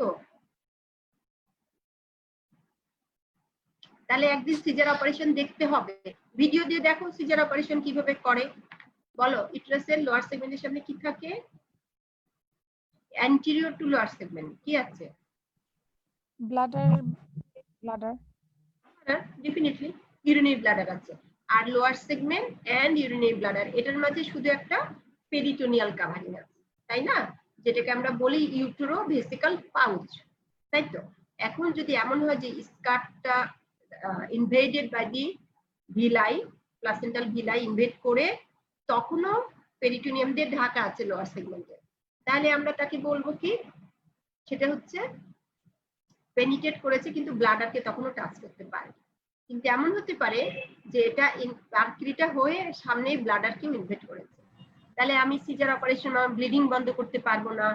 ব্লাডারে ইনভেশন হয়েছে, ব্লাডারে ওই অংশটা কেটে বাদ দেওয়া লাগতে পারে। সো দ্যাট আমার প্ল্যানে কি করতে হবে? আমার একজন ইউরোলজিস্ট কলিগকে রাখতে হবে, একটা টার্সিয়ারি লেভেল হসপিটালে তার অপারেশন হতে হবে উইথ অল অ্যারেঞ্জমেন্ট। 6-7 ব্যাগ রক্ত রাখতে হবে, লোক রাখতে হবে, পেশেন্টকে বলতে হবে, পেশেন্ট পার্টিকে জানাতে হবে, কনসেন্ট নিয়ে রাখতে হবে, লাইফ সেভিং হিস্টেক্টমি করা লাগতে পারে। কেমন? তাহলে দেখো জিনিসটা কোথা থেকে কোথায় চলে গেল। এবং এমনি যদি আগে আমি কিছুই জানলাম না, রুগী কি বললো যে সব জুনিয়র ডাক্তাররা ওয়ার্ডে রুগী দেখে, সব ভালো আছে, এখন একটা প্রিভিয়াস সিজারে সিজার করবে। কে করবে? ওই মন্ত্রী মিনিস্টার রুগী ম্যাডামই করবে। তো ম্যাডাম সিজার করতে গেল, ম্যাডাম নিজেও কিছু জিজ্ঞাসা করলো না, কেউ কোনো অ্যাডভাইসও করলো না। ভালো প্রিভিয়াস সিজার, হেমোগ্লোবিন কত? 12, ফাইন, কতটুকু আর ব্লিডিং হবে, চলো যাই সিজার করি। ম্যাডাম দাঁড়াইলো, লোক কম, ঠিক আছে, একজন সিএ কে নিয়ে দাঁড়াইলো, আর একটা ইন্টার্ন নিয়ে টেবিল দিচ্ছে, ট্রলি দিচ্ছে, আর সব নাই, অন্য কাজে ব্যস্ত। এখন এই ম্যাডামকে কেউ বাঁচিয়ে ফেরাতে পারবে? ম্যাডাম তো রক্তের গঙ্গায় ডুবতে থাকবে, কোনো প্রস্তুতি নাই। সে বলেও নাই যে হিস্টেক্টমি ট্রলি রেডি রাখো, আমার সিজার অপারেশনের প্রবলেম হলে হিস্টেক্টমি করব। একটা বাচ্চা ছেলে অ্যানেস্থেসিয়া দিতে আসছে, সে জানেও না যে একটা ব্লিডিং বেশি হলে পেশেন্টকে সে কি করে ম্যানেজ করবে। সে দুইটা চ্যানেল ওপেন করেনি, সে একটা সিনিয়রকে কলে রাখেনি, সে একটা ইনকিউবেশনের ব্যবস্থা রাখেনি। রুগী না বাঁচলে ডাক্তার বাঁচে, রুগী না বাঁচলে ডাক্তার বাঁচে। বুঝতে পারছো যে অ্যান্টিনেটাল কেয়ার কত ইম্পর্টেন্ট? এই যে নানা কাহিনী বলার উদ্দেশ্য হচ্ছে এইমে যে জিনিসগুলো তোমরা বলেছো সেটা নট যে মুখস্থ করা, আসলেই আমাকে এই কাজটা করতে হয়। আমি হাই রিস্ক প্রেগনেন্সি স্ক্রিনিং করি, তারপরে প্রিভেন্ট করি, ডিটেক্ট করি এবং ট্রিট করি আর্লিয়েস্ট কমপ্লিকেশন। একটা পেশেন্ট কনসিভ করে দিয়েছে, তার হিমোগ্লোবিন ধরো 8, তো প্রেগনেন্ট হলে কি হবে? চেঞ্জ হবে, হেমোডাইলিউশন হবে, তো 8 কমে 6 হয়ে যাবে, অথবা তার ছিল 9, সেটা কমে 8 হয়ে যাবে। তার মানে কি দাঁড়াচ্ছে, সামনের যত প্রেগনেন্সি অ্যাডভান্স হবে তত বেশি সে অ্যানিমিক হতে থাকবে। যদি তার কোনো প্রেগনেন্সি কমপ্লিকেশন দেখা দেয় তাহলে সে হবে বেশি সাফারার। যার হিমোগ্লোবিন 12, তার যদি এপিএস বেশি হয়, সে যতটা উইথস্ট্যান্ড করতে পারবে, এই চ্যালেঞ্জটাকে ফেস করতে পারবে, যার হিমোগ্লোবিন 8 সে নিশ্চয়ই এরকম করে পারবে না। তাহলে এই যে আমরা পেশেন্টটাকে প্রস্তুত করলাম, ট্রিট করলাম, তাকে আমরা প্রস্তুত রাখলাম সামনের দিনের জন্য, দ্যাট ইজ ভেরি ইম্পর্টেন্ট। মনে করে একটা পেশেন্ট তার এসএলই, তো সে একটা এসএলই পেশেন্টের তো শখ হয়েছে, বাচ্চা নেবে না, মা হওয়ার ইচ্ছা সবার আছে, তো সে কি করবে? বলে তুমি এসব ওষুধপত্র খাও, তোমার তো কনসিভ করা চলবে না। না, তার কনসিভ করা চলবে। কখন করবে? সে কনসিভ করলো, তার জীবনটাই চলে গেল, হয়তো তার একটা বাচ্চা আছে, শখ করে আর একটা বাচ্চা নিতে গিয়ে তারই জীবনটা চলে গেল। নো, তাহলে আমার জানতে হবে তার এসএলইর কি স্ট্যাটাস, এখন সে ফ্লেয়ারের স্টেজে আছে নাকি কুইসেন্ট স্টেজে আছে। সে যদি গত 3-4 মাস কুইসেন্ট স্টেজে থাকে তাহলে তার যে সমস্ত ড্রাগ গুলা প্রেগনেন্সিতে দেওয়া চলে আমি সেইগুলো কন্টিনিউ করব। আমি তাকে ফ্রিকুয়েন্ট অবজার্ভ করব, কি কি সমস্যা হতে পারে তাকে অ্যালার্ট করব, সো দ্যাট প্রবলেম হলে সে যেন আমার সঙ্গে যোগাযোগ করতে পারে। এসব দিয়ে আমি কি মিন করছি? আমি মিন করছি যে আমি রোগীটার কমপ্লিকেশন কমাবো। আমি যদি কেয়ারলেস থাকতাম, এই পেশেন্ট এসএলই প্রেগনেন্সিতে সে প্রেগনেন্সি ইনডিউসড হাইপারটেনশন নিয়ে আসবে, সে নেফ্রোপ্যাথি নিয়ে আসবে, তখন গিয়ে একটা জিনিস ম্যানেজ করার আগে থেকে আমি যদি পেশেন্টটাকে ট্র্যাক করতে থাকি, না তোমার এইরকম হয়েছে ওইরকম হয়েছে, এখন এই ওষুধ খাও, এখন এটার ডোজ কমাও, দ্যাট উইল বি ফাইন।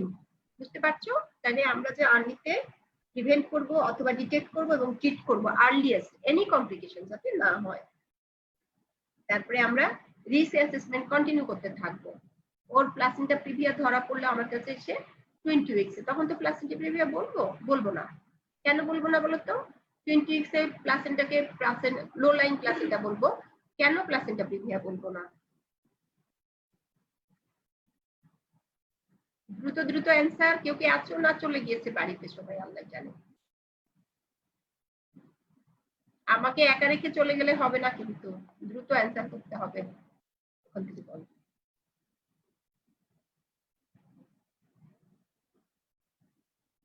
এটিকে আমরা লো লাইন বলবো কেন? বিকজ লোয়ার সেগমেন্ট এখনো ফরমেশন হয়নি।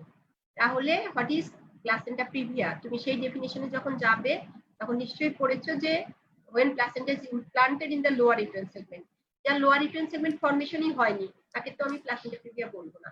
সো 20 উইকসে প্রথম যখন ডায়াগনোসিস হলো as a case of low line placenta, তাই তো? তাহলে সেই পেশেন্টটাকে আমরা রিস্ক অ্যাসেসমেন্ট করতে থাকবো। এই প্লাসেন্টা এখানেই থাকলো না উঠে গেল, তার কি ব্লিডিং এর কোনো প্রবলেম আছে? যেটা একদম ধরো অসকাভারিং প্লাসেন্টা প্রিভিয়া, নিশ্চয়ই আমরা তাকে বলবো যে তুমি অ্যাবস্টিনেন্সে থাকবে, কয়টাল অ্যাক্টিভিটিতে ব্লিডিং হতে পারে, তারপরে তোমার হিমোগ্লোবিনটা ইমপ্রুভ করে রাখো। কারণ হচ্ছে যে তোমার যে কোনো সময় কিছু ব্লিডিং হতে পারে, তুমি যেন সেই ব্লিডিং এর শকে চলে না যাও। মায়ের ব্লিডিং হচ্ছে কোনো বাচ্চার অসুবিধা নাই, অসুবিধা কখন হবে? যখন মা হাইপোটেনশন ডেভেলপ করবে, শকে যাবে। হ্যাঁ, তাহলে এইগুলো আমাদের জানার কথা। তারপরে আমরা মাকে এডুকেট করি, ধরো তার কোনো ওই সমস্যা নাই, একটা ফিজিওলজিক্যাল প্রসেসের মধ্যে দিয়ে তার ডেলিভারি হচ্ছে, এখন মার কি সকালবেলা ঘুম থেকে উঠে বমি লাগে, মাথা ঘুরে, কাউন্সিলিং লাগবে না? যেটা তোমার অসুস্থতা নয়, this is normal physiological change of pregnancy. অধিকাংশ মা এসে বলে যে আমার ভীষণ বমি হয়, আমার ভীষণ গ্যাস হয়।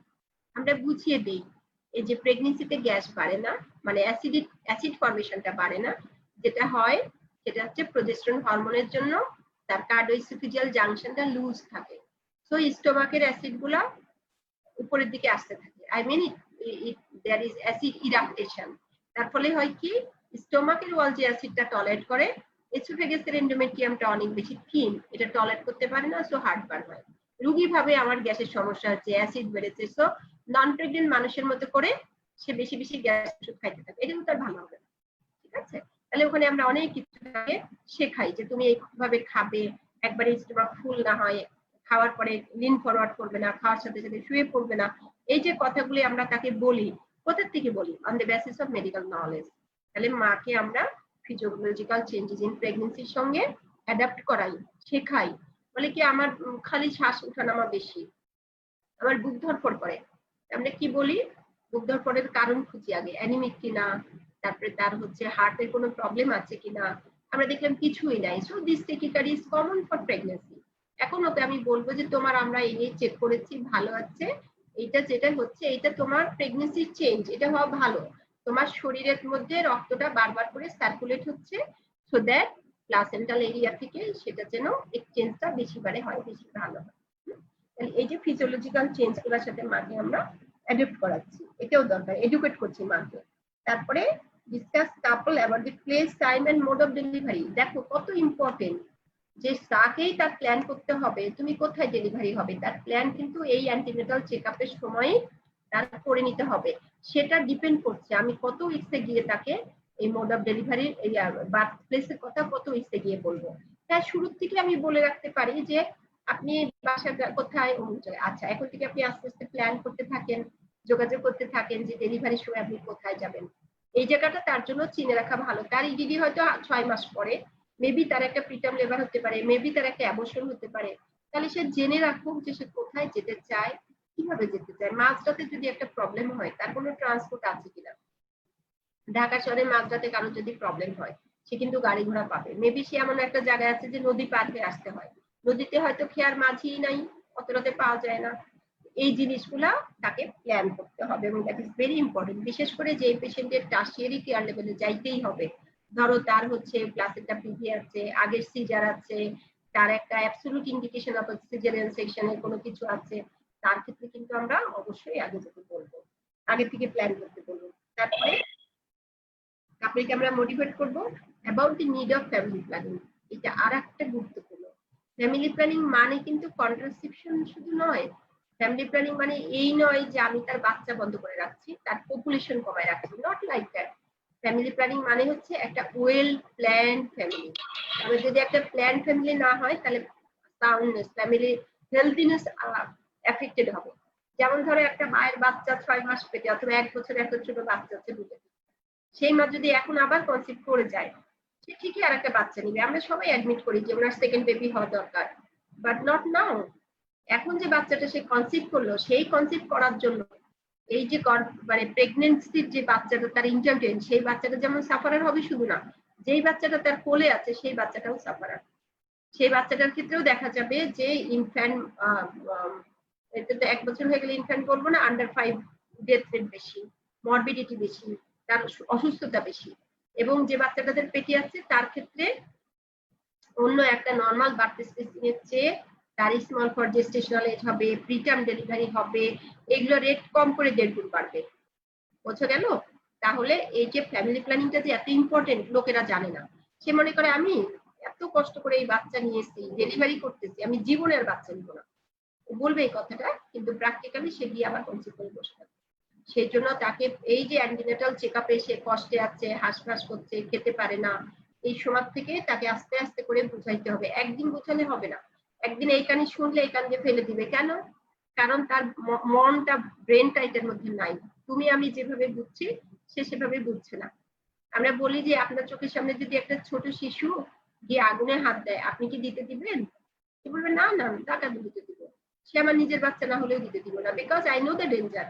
তাহলে উনার ফ্যামিলি প্ল্যানিং না নেওয়ার ডেঞ্জারটা উনার জানা নাই। কত লাইফ চলে যাচ্ছে শুধু আনসেফ অ্যাবর্শনের জন্য, কত লাইফ চলে যাচ্ছে শুধু আনওয়ান্টেড প্রেগনেন্সিকে সামলাতে গিয়ে। মা এমন একটা কাজ করেছে যে তার হয়তো একটা কিডনি ড্যামেজ হয়ে গেল। জিনিসগুলো শুনতে মনে হচ্ছে এটা কি সম্ভব? আমি যদি তোমাদেরকে পেশেন্টদের কাহিনী বলি তাহলে তোমরা জানবে যে কত কিছু আসলে হয়। তো আমাদের সেই টাইম নাই, আমরা এখন বলবো না, অনলি 15 মিনিটস লেফট। তাহলে অ্যান্টিনেটাল কেয়ারের এইমস এন্ড অবজেক্টিভস পড়ার সময় তোমরা যা পড়লা, তোমরা যখন রোগী সম্পর্কে জানবে বা নিজেরা সিনারিও তৈরি করবে, বা নিজের আত্মীয় স্বজনের মধ্যে যারা প্রেগনেন্ট হচ্ছে বা যারা ছুটাছুটি করে হাসপাতালে যাচ্ছে, ডাক্তারের কাছে যাচ্ছে, তার কাছ থেকে একটু শোনো তোমার কি হয়েছিল, কি পরীক্ষা হলো, ডাক্তার সাহেব কি করলো। দেখো তুমি মিলাতে পারবা যে এই পেশেন্টটা, সিম্পল জিনিস, একটা পেশেন্ট এসে বললো, তুমি একটা পেশেন্টের হিস্ট্রিটা গিয়ে বললা যে পেশেন্টটা টার্ম প্রেগনেন্সিতে আমাদের কাছে হাসপাতালে ভর্তি হয়েছে with labour pain, she had a planned pregnancy and she had a regular antenatal checkup. তারপরে তুমি বাচ্চা বার করলা 1800 গ্রাম, তাহলে কি দাঁড়ালো? তার রেগুলার অ্যান্টিনেটাল চেকআপ হয় নাই। আর যদি সে সত্যি মাসে মাসে গিয়ে থাকে তাহলে তার কোয়ালিটি সার্ভিস হয় নাই। কোয়ালিটি সার্ভিস যদি দিত তাহলে যে সার্ভিস প্রোভাইডার সে তার অ্যানিমিয়া কারেকশন করতো, বাচ্চার মায়ের নিউট্রিশন ঠিক রাখতো, বাচ্চার গ্রোথ ঠিক মতো হচ্ছে কিনা, কোনো কমপ্লিকেশন হচ্ছে কিনা সেগুলো খেয়াল রাখতো, অ্যাকর্ডিংলি সে ম্যানেজ করতো। ঠিক আছে, তো এই গেল এইমস এন্ড অবজেক্টিভস। তারপরে আসবো কোশ্চেন কি হতে পারে। তারপরে কোশ্চেন হতে পারে যে what is the investigations you suggest for her at her first booking. তাহলে যে 8 সপ্তাহে এসছে এটাই তার ফার্স্ট বুকিং। এই বুকিং এ তুমি তার কি কি ইনভেস্টিগেশন করবে বলো দেখি, কি কি ইনভেস্টিগেশন করবে? ম্যাম ব্লাডের ইনভেস্টিগেশন করব, কিছু 5টা ব্লাডের ইনভেস্টিগেশন করব। CBC, then ABO blood grouping with Rh typing করব, এইচবিএস এটিটা করব, ভিডিআরএল করব, দেন হচ্ছে ম্যাম ব্লাড সুগার প্রোফাইল করব, একটা আল্ট্রাসোনোগ্রাফি করব এবং একটা ইউরিন আরএমই করব। এরপরে ম্যাম যদি তার দেখে ফিজিক্যাল স্ট্যাটাস দেখে আমার তার থাইরয়েড ফাংশন টেস্ট করার মতো মনে হয় তাহলে ম্যাম থাইরয়েড ফাংশন টেস্টটা করতে পারি ম্যাম। থাইরয়েড ফাংশন টেস্টটা এখন অলমোস্ট রিকমেন্ডেড। হ্যাঁ, বইখাতে হয়তো লিখে নাই কিন্তু অনেক পেশেন্টই দেখা যায় যে তারা হাইপোথাইরয়েড নিয়ে আসছে। সেই ক্ষেত্রে তোমাদের রুটিন ইনভেস্টিগেশনে তোমরা যদি নাও বলো, অন্তত পেশেন্টের যদি ফ্যামিলি হিস্ট্রি থাকে, পার্সোনাল হিস্ট্রি থাকে, অথবা তার হচ্ছে কোথায় তার বসবাস, কিছু আয়োডিন ডেফিসিয়েন্সির প্যান্ডেমিক জোন আছে সেসব জায়গায় তার বসবাস কিনা, এসবের সাথে আমরা কোরিলেট করতে পারি। কিন্তু তুমি বলতেও পারো যে ভালো হয় যদি আমরা আর্লিস্টে মা থাইরয়েড ইভ্যালুয়েশন করি। এই ভালো হয় যে কথাটা বলেছো এটার মধ্যে অনেক কিছু বলা আছে। কেন ভালো হয়? কারণ হচ্ছে যে থাইরয়েড ডিসঅর্ডার যদি থাকে মায়ের, তো বাচ্চার থাইরয়েড গ্ল্যান্ড তৈরি হয়ে ফাংশনিং হতে এটা প্রায় 14 to 16 উইকস লেগে যায়। 16 উইকসে বাচ্চা নিজে নিজে থাইরয়েড প্রডিউস করতে পারে, থাইরয়েড হরমোন প্রডিউস করতে পারে। মায়েরটা তখন অত বেশি তার এসেনশিয়াল না, মায়ের থেকে আয়োডিন পাওয়াটা এসেনশিয়াল। তাহলে এই যে 16 উইকস পর্যন্ত তার ব্রেন ডেভেলপমেন্ট হয়ে গিয়েছে না, অর্গানোজেনেসিসের সময় তো আরো আগে 8 to 10 উইকস, তাই না? তাহলে থাইরয়েডের কাজটা কি? থাইরয়েড ফিটাসের ব্রেন ডেভেলপমেন্ট এবং স্কেলিটাল ডেভেলপমেন্টে হিউজ ইম্প্যাক্ট আছে। তাহলে তার মায়ের হাইপোথাইরয়েডিজমের জন্য তার যে ব্রেন ডেভেলপমেন্টটা কম হলো সেটা কিন্তু আর পরে কারেকশন হবে না। সেই জন্য যদি মায়ের হাইপোথাইরয়েড থাকে, মাকে যদি আমরা ডেফিসিয়েন্সি কারেকশন করতে চাই তাহলে এটা আর্লিয়েস্ট করাই ভালো। ইভেন পেশেন্ট যদি প্রি কনসেপশনালি আসে তো আরো ভালো। তাই অ্যান্টিনেটাল কেয়ারে যখন রুগী আসে তখন কিন্তু অনেক প্রসঙ্গ নিয়েই প্রি কনসেপশনাল কথাটা চলে আসে। প্রি কনসেপশনাল যদি হয় তাহলে তোমাকে জানতে হবে যে প্রি কনসেপশনালি একটা পেশেন্ট আসলে মানে তখনও প্রেগনেন্সি হয়নি, she is planning for pregnancy, তখন যদি একটা ডাক্তারের কাছে আসে তখন সে তার কি ইভ্যালুয়েশন করবে। এটা কিন্তু অ্যান্টিনেটাল চেকআপের সাথে সাথে এই কথাগুলো চলে আসে। সেখানেও একই ফরম্যাট, তুমি হিস্ট্রি নিবে, ইভ্যালুয়েশন করবে, এক্সামিনেশন করবে, ইনভেস্টিগেশন করবে। হ্যাঁ, এখন তুমি হিস্ট্রি নিলা, নিয়ে শুনলা তার ফ্যামিলি হিস্ট্রি কি কি আছে, প্রেশার আছে কিনা, ডায়াবেটিস আছে কিনা, বা তার আগের কোনো প্রেগনেন্সি লস আছে কিনা, কনজেনিটাল অ্যানোমালি ছিল কিনা। এই জায়গাগুলোতে দাঁড়িয়ে আমরা পেশেন্টকে অনেক কিছু চিকিৎসা করে নিতে পারি। ওই যেমন বলেছি এসএলইর কথা, এখন সে অ্যাক্টিভ স্টেজে আছে, আমরা বললাম যে তুমি আর 6টা মাস দেরি করো। এখন যেমন পেশেন্ট আমাদের কাছে এসে যখন বলে কনসিভ করতে চাই, আমরা বলি কোভিড এর সময় তুমি এখন কনসিভ করো না, 2-4টা মাস একটু অপেক্ষা করো, বিকজ আমাদের হাতে এনাফ মেটেরিয়াল নাই যে বাচ্চার আসলে কি সমস্যা হচ্ছে। তোমরা শুনেছো ইতিমধ্যে, আমরা যা জানি যে প্রেগনেন্ট হলে বাচ্চার উপর কোনো ইফেক্ট নাই, কিন্তু আমাদের এখানেই একটা হয়েছে, প্রফেসরের হাতে হয়েছে, বাচ্চাটা ডেলিভারির পরে একদিন পরে বাচ্চার হঠাৎ করে খুব শ্বাসকষ্ট, কোভিড টেস্ট করে দেখা গিয়েছে বাচ্চা পজিটিভ। তাহলে দেখো যে আমরা কিন্তু জানি না, এখনো সবকিছু আমাদের হাতে নাই, কোনো আরসিটি নাই, কোনো মেটানালাইসিস নাই, কোনো সিস্টেমিক রিভিউ নাই। How can say that the pregnancy will be safe? সেজন্য আমরা বলছি না তুমি এখন কনসিভ করো না, এই যে অ্যাডভাইসটা দিচ্ছি তাকে, এটাই না তাকে সুস্থ রাখার জন্য। একটা পেশেন্টের ধরো ইউটিআই আছে, তাকে তুমি এমন ওষুধ দিবা কালচার সেনসিটিভিটি দেখে যেটা হয়তো তার ফার্স্ট ট্রাইমেস্টারে খাওয়াই উচিত না, তাহলে আমরা বলবো যে তুমি এই সময়টা কন্ডোম ইউজ করো, এটার মধ্যে তুমি কনসিভ করো না। তো এইরকম প্রিকনসেপশনালের একটা বিষয় আসে। ওকে, তাহলে ইনভেস্টিগেশন গুলোর মধ্যে এখন প্রথম কথা সিবিসি। এই সিবিসি বললেই আমরা জিজ্ঞাসা করি হোয়াই সিবিসি, কেন তুমি সিবিসি করবে, কি দেখতে চাও সিবিসি থেকে, কি দেখতে চাও বলো তো সিবিসি থেকে? হিমোগ্লোবিন পার্সেন্টেজটা দেখতে পারবো ম্যাম। তাহলে তো হিমোগ্লোবিন পার্সেন্টেজ করলেই হতো, সিবিসি করো কেন? ম্যাম সাথে অ্যানিমিয়ার মানে প্রপার ম্যাম একটা ইয়া চলে আসবে ম্যাম, কজটা স্ক্রিনিং টেস্ট। স্ক্রিনিংটা তুমি করতে পারছো, তার এমসিবি, এমসিএস, এমসিএসসি এইগুলো দেখতে পারি, তাই না? তার ক্রনিক এবং সত্যি কথা যে আমি শুধু হিমোগ্লোবিন দেখি এবং যদি আমি পাই যে হিমোগ্লোবিন কম আছে তাইলে কিন্তু আমার ওগুলো লাগবে, তাহলে অনলি হিমোগ্লোবিনই জানা। অনেকে বলে যে সিবিসি করবো, তার টোটাল কাউন্ট দেখবো, ডাব্লিউবিসি ডিফারেন্সিয়াল কাউন্ট দেখবো। এটার জন্য কিন্তু আমরা প্রেগনেন্সিতে সিবিসি অ্যাডভাইস করবো না, কারণ প্রেগনেন্সিতে ডাব্লিউবিসি টোটাল কাউন্ট বেশি থাকে। তাহলে তুমি যদি পাও যে ওর এসছে 11,000, 4 থেকে 11,000, এসছে 13,000, 14,000, এটা প্রেগনেন্সিতে হতেই পারে, সেটাতে তুমি বরং আরো কনফিউজ। অনলি হিমোগ্লোবিনই জানাও। কিন্তু তুমি মনে করো পেশেন্টটা আগের থেকে তার ক্লিনিক্যালি তাকে তোমার বেশি এনিমিক মনে হচ্ছে, তার কতদিন থেকে অ্যানিমিয়া, কি অবস্থা, এটা মাইক্রোসাইটিক অ্যানিমিয়া কিনা সেই সম্পর্কে তুমি একটু ধারণা করতে চাও, তার ক্রনিক আয়রন ডিফিসিয়েন্সি অ্যানিমিয়া কিনা, তখন তুমি অবশ্যই করতে পারো। কিন্তু নাহলে নর্মালি আমরা হিমোগ্লোবিন করবো, আর বাকি ইনভেস্টিগেশন যেগুলো বলেছো সব ঠিক আছে। তাহলে এগুলো হচ্ছে বুকিং এ যেমন তুমি একটা আল্ট্রাসাউন্ড করছো 8 সপ্তাহে দাঁড়িয়ে, কেন করছো আল্ট্রাসাউন্ড, কি বলবে তোমাকে আল্ট্রাসাউন্ড এখানে? What is the importance? What is the role of ultrasound at booking? Confirmation of the pregnancy হবে ম্যাম, দেন হচ্ছে ম্যাম আর্লিয়েস্ট যদি কোনো কমপ্লিকেশন থাকে তাহলে ম্যাম এটা ডিটেক্ট হবে ম্যাম। কি কমপ্লিকেশন আল্ট্রাসাউন্ড তোমাকে আর্লিয়েস্ট বলতে পারে?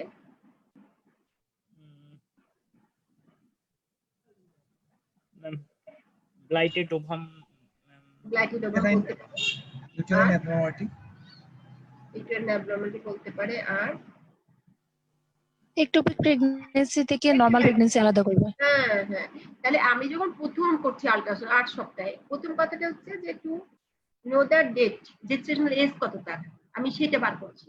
যখনই আমি জেস্টেশনাল এজ বার করব এবং এই এজ যদি এলএমপির সাথে ঠিক হয়ে যায়, তাহলে আমি বুঝবো যে তার যেটা এলএমপি সেটা ঠিকই আছে। এই ভ্যারিয়েশনটা আল্ট্রাসাউন্ডের সাথে পেশেন্টের এলএমপির ভ্যারিয়েশনটা 7 ডেজ হলে আমি সেটা অ্যাকসেপ্ট করব। তার মানে দাঁড়াচ্ছে পেশেন্টের যেটা এলএমপি সেটাকে আমি ঠিক করবো। But if it is more than 7 days, পেশেন্টের আল্ট্রাসাউন্ড অনুযায়ী ধরো তার ইডিডি আসে 7th অক্টোবর, আর পেশেন্টের এলএমপি অনুসারে তার সাইকেল রেগুলার সবকিছু ঠিক আছে, কিন্তু এলএমপি অনুসারে তার, অথবা সাইকেল ইরেগুলারও হতে পারে, তার এলএমপি আসে সে ধরো 23rd সেপ্টেম্বর, তাহলে কত দিনের ভেরিয়েশন হলো? 2 সপ্তাহের ভেরিয়েশন হয়ে গেল। তাহলে আমি সেক্ষেত্রে আল্ট্রাসাউন্ড ডেটটাই নিব, ভাববো যে ওর ডেটা কোনো না কোনো ভাবে মিস্টেকেন আছে, ঠিক আছে? তাহলে প্রথমে হচ্ছে জেস্টেশনাল এজ জানলাম বা ডেট, প্রেগন্যান্সি ডেটিং এর জন্য আমার হেল্প হলো। সেকেন্ড হলো যে এটা ইন্টারটেন প্রেগন্যান্সি কিনা, যেটা তোমরা বলেছো একটোপিক, অবশ্যই তোমাকে জানতে হবে যেটা ইন্টারটেন প্রেগন্যান্সি কিনা। এখন 8 সপ্তাহে তুমি আল্ট্রাসাউন্ড করেই নাই, সে একবারে আসছে 20 সপ্তাহে, তখন তুমি নিশ্চয়ই বলবে না, বা 28 সপ্তাহে আসছে, তখন নিশ্চয়ই তুমি বলবে না যে ইন্টারটেন প্রেগন্যান্সি দেখার জন্য করতেছে। তার যদি এটা ইন্টারটেন প্রেগন্যান্সি না হয়ে থাকতো তাহলে আগে আরো অনেক কাহিনী হয়ে যেত, ঠিক না? তাহলে আমরা বুকিং এর সময় দেখবো যে এটা ইন্টারটেন নাকি এক্সটারটেন প্রেগন্যান্সি, সেটা দেখলাম। এটা সিঙ্গেল নাকি মাল্টিপল প্রেগন্যান্সি সেই দেখাটাও কিন্তু খুবই ইম্পর্টেন্ট, হ্যাঁ, যেটা একটা ফিটাস নাকি একাধিক ফিটাস, সিঙ্গেল বা মাল্টিপল প্রেগন্যান্সি। কোনো রেক্টোপ্লাসিক্যাল হেমোরেজের কথা অনেক সময় বলে পেশেন্ট এসে বলে যে দেখাগুলো রেক্টোপ্লাসিক্যাল হেমোরেজ আছে, তুমি এক্সক্লুড করতে পারো মোলার প্রেগন্যান্সি, এক্সক্লুড করতে পারো ব্লাইটেড ওভাম হয়েছে কিনা, তারপরে ফিটাল কার্ডিয়াক অ্যাক্টিভিটি শুরু হয়েছে কিনা, সবগুলো জিনিস আমরা জানতে পারি। ফাইন, তাহলে এটা হলো বুকিং এর আল্ট্রাসাউন্ড ইম্পর্টেন্স, তাই না? এখন ধরো বুকিং এ আমি ব্লাড গ্রুপিং আর স্টেপিং করেছি, এটা তো আর আমি জীবনে আবার অ্যান্টিনেটাল চেকআপে আসলে করবো না, কিন্তু রোগীকে কি বলবো যে তোমার ব্লাড গ্রুপের কাগজটা কিন্তু যত্ন করে রেখে দিও, কারণ তোমার যে কোনো সময় এমনকি ডেলিভারি বা ডেলিভারি পরেও যদি ব্লাডের নেওয়ার প্রয়োজন হয় সেটা কিন্তু গ্রুপিং এর কাগজ ছাড়া হবে, তাহলে তাকে একটা ফাইল করতে হবে। এখন আমি রোগীর হিস্ট্রি নিয়েছি, এক্সামিনেশন করেছি, ইনভেস্টিগেশন করেছি, তো ও আমার কাছে আবার কতদিন পরে আসবে? ফ্রিকোয়েন্সি অফ অ্যান্টিনেটাল কেয়ার কতদিন পরে পরে ভিজিট করার কথা? আইডিয়ালি 28 উইকস পর্যন্ত সে আসবে, 4 উইকলি মানে মান্থলি, 1 মাস পরে পরে আসবে। হ্যাঁ, তারপরে বাই উইকলি আসবে আপ টু 36 উইকস, তারপরে উইকলি আসবে 8 মান্থে 9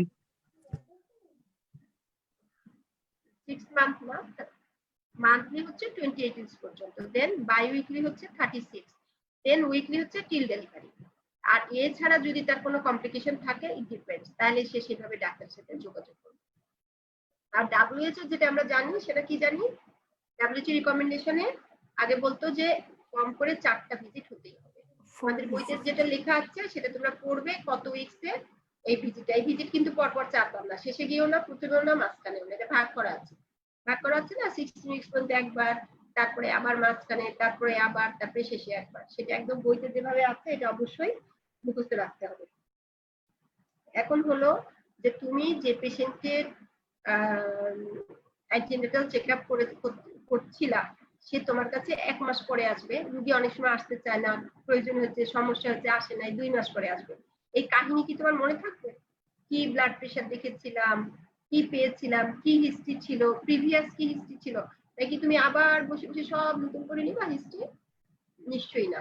এমনকি রুগীটা তোমার কাছে না এসে আমার কাছেও আসতে পারে, আমি বলবো যে সাদিয়া কিভাবে রুগীটা দেখলো, কি পাইলো, কিছুই তো লেখেনি, আমি বুঝবো কি করে তুমি কেমন ছিলা, তাই না? তাহলে সাদিয়াকে কি করতে হবে? রেকর্ড করতে হবে। Record keeping is very important following antenatal care. তাহলে তোমরা 3টা কম্পোনেন্ট যে বলেছো, যে তার হিস্ট্রি নেবে, এক্সামিনেশন করবে, ইনভেস্টিগেশন করবে এবং তাকে অ্যাডভাইস দিবে, এটার সাথে তোমাকে যোগ বইতে কিন্তু লেখেনি, এটার সাথে তোমাকে যদি যোগ করে নাও যে রেকর্ড কিপিং করবে, that is also very important. অনেকেই কিন্তু অ্যান্টিনেটাল কার্ড হয়, যদি কার্ড নাও করে, তুমি যেভাবেই প্রেসক্রিপশন করে থাকো, তার মধ্যে এই যা পাইলা হিস্ট্রি এবং এক্সামিনেশনের findings, obstetrical history, mode of delivery কি হয়েছিল, সব কথা সেখানে থাকবে। ওকে, আমরা 3 মিনিট বাকি আছে, আমার মনে হয় যে আমরা অনেক কথাই বলে ফেলেছি। এখানে মাইনর এলিমেন্টস এটা বলা হয়নি, হঠাৎ the minor elements of pregnancy. তাহলে মর্নিং সিকনেসে যেগুলো আসবে সেগুলা, তারপরে হচ্ছে শেষের দিকে পেশেন্ট কি হয়, রেসপিরেটরি ডিস্ট্রেস হয়, পেটের মধ্যে বাচ্চাটা বড় হচ্ছে, ডায়াফ্রামেটিক মুভমেন্ট রেস্ট্রিকশন হচ্ছে, দ্যাট মাইট বি ফিজিওলজিক্যাল, বেশিরভাগ ক্ষেত্রে ফিজিওলজিক্যাল হবে। তারপরে হচ্ছে আর্লি প্রেগন্যান্সিতে তার কিছুটা ফ্রিকোয়েন্সি অফ মিকচুরেশন, লেট প্রেগন্যান্সিতে আবার ফ্রিকোয়েন্সি অফ মিকচুরেশন হবে, কারণ হেডটা তখন ডিসেন্ড করছে, ব্লাডারের সামনে চাপ দিচ্ছে। তো এইগুলা জিনিস যে মাইনর এলিমেন্ট, তার মানে এটা কোনো ক্ষতি হচ্ছে না, কিন্তু এই কমপ্লেইনটা পেশেন্ট রিপিটেডলি করতে থাকে, তখন তাকে বুঝিয়ে দিতে হবে যে এটা তোমার জীবনের জন্য ঝুঁকিপূর্ণ কিছু না, খারাপ কিছু না, এটা কোনো সমস্যা না। তো সেই মাইনর এলিমেন্টস গুলো কি কি তোমায় জানতে হবে। একটা কমপ্লেইন কিন্তু হয় হার্ড স্টুল পাস হয়, হেমোরয়েড থাকলে সেটা বেড়ে যায়, হ্যাঁ, সেগুলো কিন্তু অনেক সময় ট্রাবলসামও হতে পারে, মাইনর এলিমেন্ট হিসেবে নাও থাকতে পারে। পেশেন্টের ইডেমা ডেভেলপ করা, লেগ ইডেমা মাইনর এলিমেন্ট, কিন্তু যদি তার হাইপারটেনশনের সাথে ইডেমা হয়, আমরা তখন চিন্তা করবো যে তার pregnancy induced hypertension, find out করবো প্রোটিনিউরিয়া আছে কিনা বা তার প্রিক্লাম্সিয়া কিনা। ওকে, তাহলে তোমরা যখনই বলবে যে identification of high risk pregnancy করবা বা স্ক্রিনিং করবা, তখনই বলবে যে তুমি অ্যান্টিনেটাল চেকআপ করে কি কি হাই রিস্ক স্ক্রিনিং করতে পারো, অথবা অ্যান্টিনেটাল চেকআপের মাধ্যমে তুমি কি কি কমপ্লিকেশন প্রিভেন্ট করতে পারো। কি কি কমপ্লিকেশন প্রিভেন্ট করতে পারো? Maternal complication, fetal complication, during pregnancy, during delivery, after delivery, এইভাবে ভাগ করে করে তোমাকে প্রত্যেকটা জিনিস বলতে হবে। এগুলো কিন্তু আমাদের অলরেডি চলে এসছে। এখন আমাদের হাতে 1 মিনিট সময় আছে, আমি জাস্ট একটু শুনতে চাই যে তোমাদের এইরকম ক্লাসটা কি মনে হচ্ছে উপকারী? Is it good, adequate or not? G ma'am. ঠিক আছে, জি ম্যাডাম। জি ম্যাম। জি ম্যাম, এরকম ক্লাস জি চাই ম্যাম, আরো। জি ম্যাম। এবং ক্লাসই জি ভালো, ম্যাম।